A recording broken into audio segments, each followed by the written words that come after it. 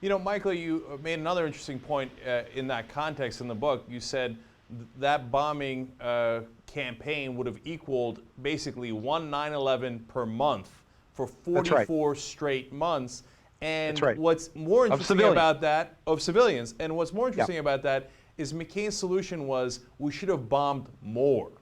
That's what he said in his book. He felt his hands were tied. If only we could have bombed more and let us just bomb anywhere, he felt the war could have been won. So he was in favor of bombing even more civilians. Um, the question I would like some reporter to pose to John McCain is this. When is it okay to bomb a civilian population? And let me ask anybody who's watching this.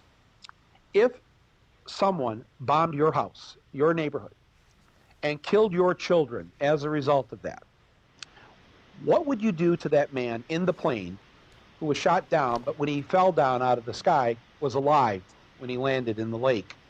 What would you do to him? This is the man that bombed your house and killed your children. They let McCain live. They pulled him out of the lake. A man jumped in and saved him. A lot of people showed up in the neighborhood. They started pounding on him, beating him with sticks. He wasn't treated very nicely, but the man stood in front of them, and he said, "No, leave him alone." And they got the police, and the army people showed up, and they took McCain away. Would that happen would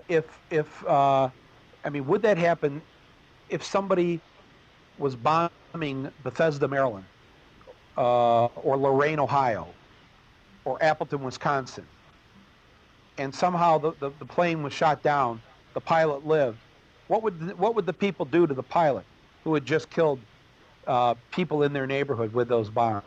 Be honest with that answer when you ask yourself that question. I think we know what most of us would do, and it's amazing that he was protected by some of those Vietnamese and allowed to live. What they did to him in prison, any torture, any of that is always wrong. I wish he would vote against the torture that we're participating in now, because he knows it's wrong. I know he knows that in his heart. He's lived it.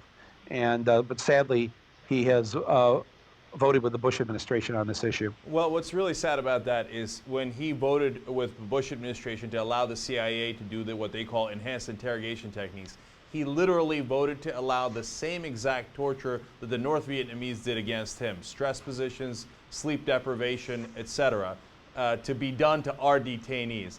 And honestly, as a person who voted for John McCain in 2000 in the Republican primaries, I was tremendously disappointed in that. I couldn't believe that he did that. And it goes to show you how much he's willing to go to win an election.